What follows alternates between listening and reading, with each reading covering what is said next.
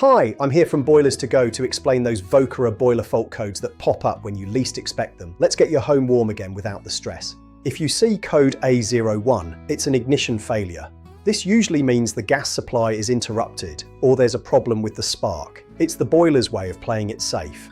Code A02 means the system has overheated. This can be caused by a pump failure or a simple blockage in your radiator pipes. The boiler shuts down to protect itself.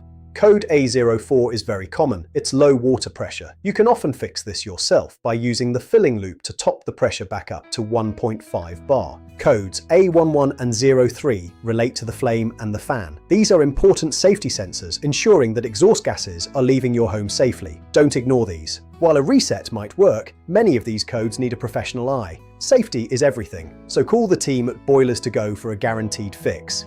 I hope this clears things up. For more heating tips and boiler advice, please subscribe and follow Boilers2Go. Stay warm and we'll see you in the next one.